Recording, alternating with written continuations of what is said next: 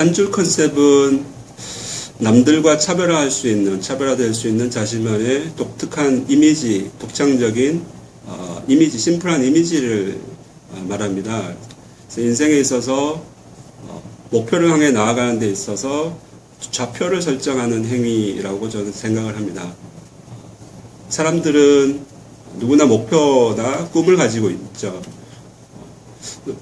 적극적으로 이제 표현을 하지 않더라도 누구나 꿈과 목표를 물어보면 대답을 할 수 있는데, 대부분 사람들에게 이 질문을 하면 당황해 하더라고요. 한 줄로 당신을 정의할 수 있는가, 또 한 줄로 나를 정의할 수 있는가라고 물어보면, 컨셉을 얘기할 수 있는가라고 물어보면 대부분 머뭇머뭇거리더라고요. 곧바로 대답하는 사람을 만나본 적이 거의 없어요. 그런 질문을 질문을 제가 다시 합니다. 뭐냐면, 한 번이라도 생각해 본 적은 있는가라고 하면 역시 같은 답이 돌아옵니다. 한 번도 생각해 본 적이 없다라고요. 되게 놀라운 사실 같아요.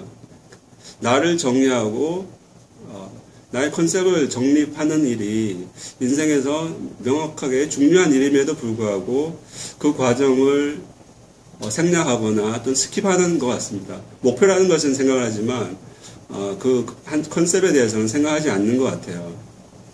근데 목표라고 하는 어떤 목적지를 설정하는 데 있어서 출발점이 명확하지 않으면 쉽게 찾아갈 수 없는 것과 마찬가지로, 우리가 인생에서 목표하는 바를 이루기 위해서는 먼저 자신의 한 줄 컨셉을 세팅하는 것이 먼저 선행되어야 되지 않겠나, 이런 생각을 저는 했습니다.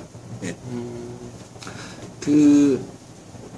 김철수 작가님은 자신의 그 한 줄 컨셉을 어떻게 발견했는지, 이게 대부분 이제 이게 중요한 것까지는 알겠는데 이걸 어떻게 또 찾아야 되는지에 대해서 퀘스천 마크가 찍힐 수도 있고, 또 나만의 한 줄 그 컨셉을 찾는 그런 방법이나 노하우가 있다면 어떤 것인지에 대해서 좀 부탁드릴게요. 책에 물론 이제 자세히 나와 있고, 이제 공식이라든가 이제 프로세스를 책에다 담았습니다.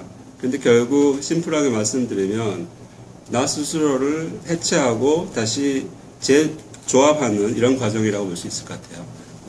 언번들링하고 다시 리번들링하는 이런 과정인데, 왜 그것이 필요하냐면, 사람들은 누구나 스스로에 대해서 명확하게 모른다라고 생각을 합니다.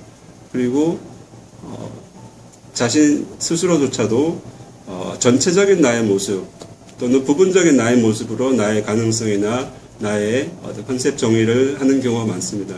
근데 사실은 알고 보면 그것은 더 많은 것들을 할 수 있음에도 불구하고 어떤 부분적인 부분일 수도 있어서 이런 해체 후 재조합하는 이런 과정을 거치게 되고요. 그런 부분들은 이제 책에 자세히 담았고, 그것들을 그럼 표현하는 부분에 대해서는 어떻게 할까? 저도 이제 그 부분을 공식으로 좀 만들었었는데요.